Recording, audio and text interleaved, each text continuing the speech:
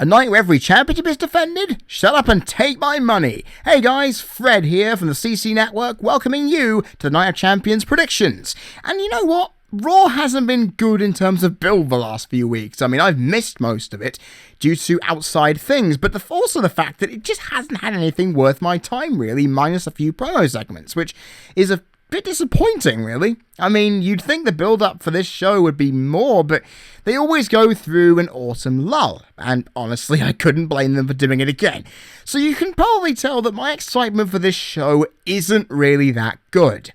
But then again, they've got some interesting opportunities and some interesting matchups to get through, so all in all, it may not be so bad.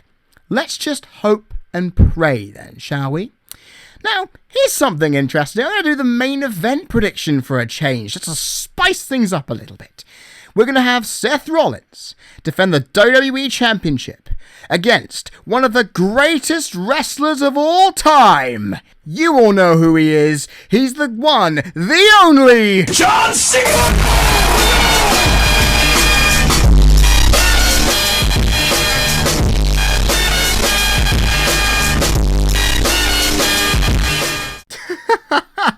Oh, I'm so sorry, everybody. The images on WWE.com showcased themselves, and it was a joke I had to pull.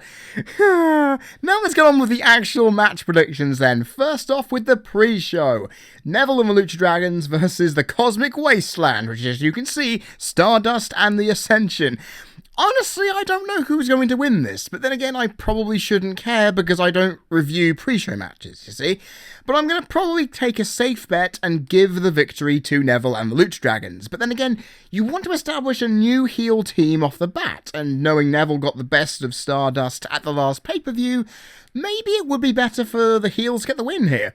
I could be wrong either way, but it's a good answer to go for. So I'm going to go for the Cosmic Wasteland to win based on that sound logic. Now we enter the main card with Rusev versus Dolph Ziggler, and this should have been a mixed tag match, but of course Lana is out injured for 4 months with a wrist injury, and the entire plans have been scrapped, and this entire feud is up in the air.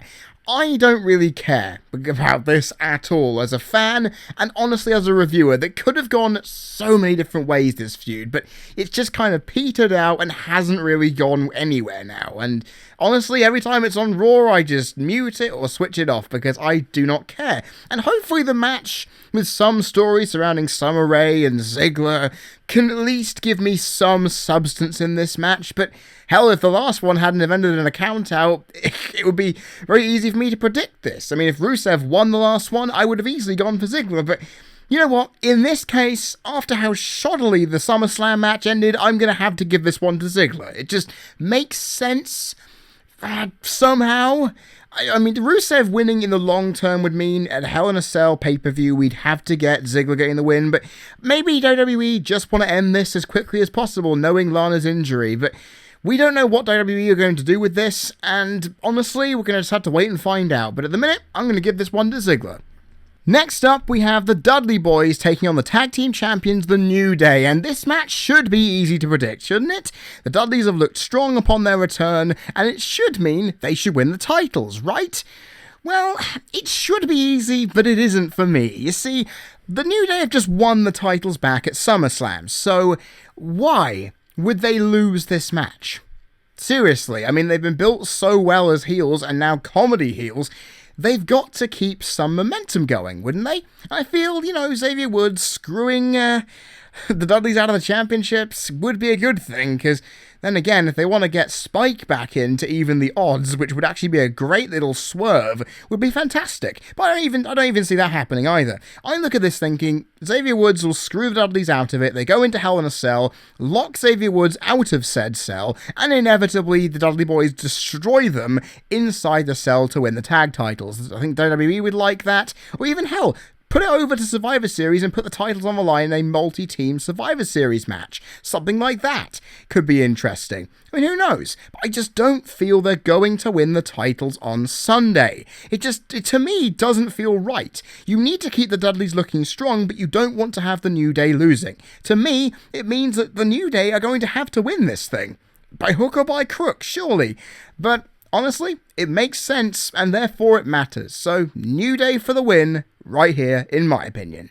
Next, the Intercontinental Championship match. Ryback versus Kevin Owens. And you know how I just said that Dudley Boyz versus the New Day was the easiest match to predict on the card? Well, I'm about to eat my own words, because this one should be. There is no way that Kevin Owens should be losing this. I mean, he didn't win the US title despite coming so close, and Ryback has held the title for a good few months, making the title look better, making himself look better, and inevitably making everything good. And honestly, the way that Kevin Owens has been destroying pretty much anyone his size and up, it should be very good to see Ryback lose here.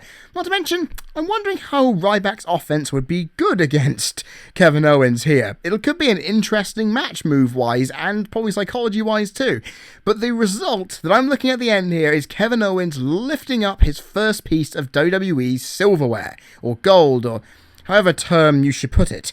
Inevitably, Kevin Owens has been building up for a title win since the moment he walked through the main roster doors in front of John Cena! And inevitably, it's now about damn time he gets it.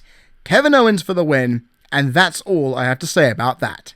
Now we have the 6-man tag match. Roman Reigns and Dean Ambrose with a mystery partner taking on the Wyatt family. And I'm looking at this thinking, as long as Braun Strowman is not pinned, this is going to be a face victory, right? I can sense that because it just makes sense. Have Harper get pinned, it doesn't really matter.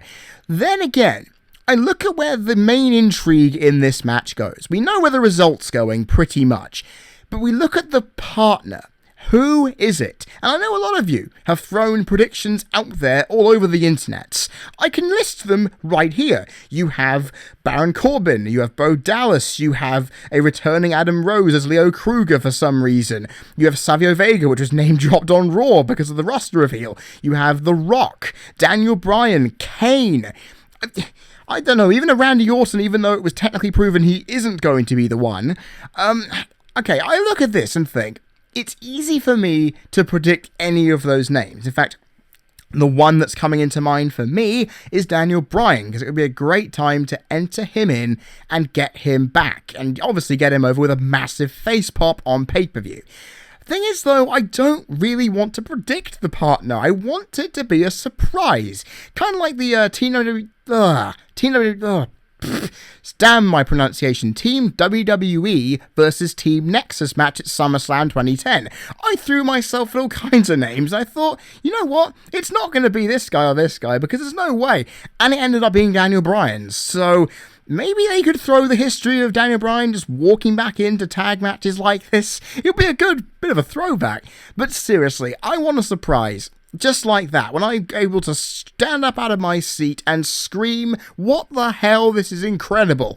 And I don't really care if there's a Dean Ambrose heel turn like many have predicted, because that would be kind of awesome as well. The thing is, though, I don't really see the Wyatt family winning this, because, as like I just said, Braun Strowman doesn't get pinned, it really doesn't matter what happens. As long as the faces look good and Braun looks good and we actually have a good story-driven match out of this, there isn't really a problem. But I am going to predict a face victory. But it entirely depends who the partner is, which at the moment, I'm not going to be at the strongest liberty to divulge. Next, the Divas Championship match. Nikki Bella versus Charlotte. And you know how I said earlier that the Kevin Owens-Ryback match was the easiest match to predict on the card after swallowing my own words at saying that the Dudley Boyz and the New Day match was the easiest to predict on the card? Well, let me eat my words again, because this match is even easier to predict. Charlotte is going to win. I'm sorry to anyone out there who thinks, oh, Nikki Bella's going to win because Cena buries everyone, lol, because his girlfriend's champion, lol. It's not going to happen like that. The story of this match, after especially last week, Charlotte is going to win this no matter what happens. If Nikki gets counted out or DQ'd, Charlotte wins. Okay, sure. Some of you are going to throw this fact at me. Oh, but Triple H versus Randy Orton had that stipulation at WrestleMania 25. How could it possibly go anywhere other than Nikki winning? because I think WWE has common sense knowing that, okay, they've given Nikki the record, now it's time to get that belt off of her, and you can imagine the pop. Charlotte Flair winning the championship, and probably being the best technical wrestling woman we've got, outside of Sasha Banks. We need this, everybody. And just like everyone's saying, it could be a squash match. It could be a really nice match. I don't really know at this point. We're going to have to wait and see. But I look at the match and just say it flat out. It is going to be a Charlotte victory. And if you think otherwise, your brain may have a few screws loose. Now, Rollins versus Cena. And I know I am not going to do that joke again. That would be petty. For the United States Championship. And I can't talk about this match without talking about the other match that Seth Rollins is in. Because they overlap. Because if he beats Cena, he's losing to Sting. If he loses to Cena, he's beating Sting. You kind of get the gist here. And I'm looking at this thinking to myself, this is a difficult match to predict in so many ways because, okay, some would say, well, why the hell would you take the title off of Cena in the first place if he's just going to win it back again? But the thing is, I really like the idea of Seth Rollins cheating his way to the title because no one saw it coming. Apart from me, you kind of pointed out, hey, Jon Stewart could interfere. I didn't even think it was going to happen, but there we go. I look at this and say to myself, it's a simple transitional role. I don't understand what Seth would gain from being US champion longer than this period we've had, just to gloat, just to have a statue, you know, all that jazz. But then some people have thrown this out there. Why not have Seth beat both? Just like a Chris Jericho, he can say, oh, I beat Brock Lesnar, I beat John Cena, and I've beaten Sting. I am the greatest of all time, and, you know, the immense smugness, the cockiness, which will set up the match with Triple H pretty damn nicely, would be great. And it would be, because that would be something fantastic for the Raw following Night of Champions on Monday. But the thing is, I don't think WWE are going to do that. You look at Cena, the Cena wins lol chants coming again, and I'm thinking to myself, would I rather have Seth Rollins beat John Cena and lose to a 50-year-old who, to be honest, shouldn't really be in this position apart from where WWE have put him in for pay-per-view and network buys? Or should I have him be, apparently according to the fans, destroyed and buried by Cena to then beat a person who needs a win to get themselves up momentum-wise? It's ridiculous. And you know what? It kind of annuls any analysis I do of the WWE Championship match if I put a result out here. If he beats Cena, I don't even need to talk about it because he's gonna lose to Sting. But there are other things I have to factor in. So here's what I'm going to do. I'm going to say this. John Cena is going to win back the US Championship and no one will complain. Seriously, he's not going to get buried. It's not a bad thing for Cena to win the title back because that means more great matches and brilliant stuff. That's what we want, right? Hopefully it is what we get. Hopefully that is what we're going to get. So I'm going to go for John Cena to beat Seth Rollins. And that leads me to the title match versus Sting. Now, I've already said Cena beats Rollins, which means Rollins beats Sting. Makes sense, right? But here's the main issue. Sheamus, or as I would call him in Del Rio-esque, Sheamus! Because here is the problem. Would you want a heel pinning a heel in a Money in the Bank cash-in situation? To my knowledge, that hasn't happened, apart from, I believe, Swagger and Jericho, if I remember correctly. But thing is, that was done on a SmackDown, not a pay-per-view. And I'm thinking to myself, would WWE really want to get some heel heat on Sheamus pinning Rollins because an IWC smart crowd would lose their minds over this, and they know it? Or would they think, you know what, we're going to give Sting the title a quick little couple of minute flash in the pan to give us a DVD moment, a marquee montage moment for the future, and then Sheamus bulldozes his way through to take it. You then have a triple threat match lined up for Hell in a Cell, and that would make great sense. But then again, either way, Sheamus has to go into Hell in a Cell with that title, whichever one he's against, Sting or Rollins. And the only reason Sheamus would cash in on Rollins is to make Rollins complain to Triple H and other people. Oh, look, hold on a second. Whoa, why weren't you out there to help me? You guys said you'd have my back. You trusted me. Why didn't you come out there and help me? And then he leads to dropping the bombshell. I don't give a damn, Seth. You're going inside that cell versus Sheamus, and you're going to have to fight your way out of it. And that's pretty much where I think it will probably go, because if they are going to set up Rollins versus Triple H at Survivor Series, you kind of need to do that. It's, like I've said, they are probably sowing the seeds. But here's the thing. Sheamus and Seth teamed on SmackDown this past week, did they not? And I feel, okay, they wasn't the best thing, but they are planting the seeds for the cash-in. And yeah, maybe it would be a good idea to see Seth lose a Money in the Bank cash-in, but then again, it more rests into Sheamus. If you don't cash in on a guy who has wrestled through 2 matches against 2 icons of the business, you're an idiot. You're not doing the job that you need to do. What is the point? It just, to me, I'm thinking every time Sheamus would have an opportunity, it either doesn't fit or it doesn't make sense going forward. And the same thing applies here. You know what? I would rather have Seth Rollins win clean and have Sheamus get his arse beaten in a cash-in attempt, prolonging the opportunity for Raw the next night, rather than have it happen on pay-per-view when it's literally not going to be anyone else but Seth's fault. And I look at this thinking, okay, I would rather have that, and it makes sense, because this is a difficult match to predict, because it's either Sheamus or Seth, or if it's going to be Sting, it'll be Sheamus anyway, and I've already predicted the result from the previous match. Why am I even debating it? I'm going to go for Seth because it makes sense. And inevitably, I'm going to put my hand out there and reach for the baton, okay?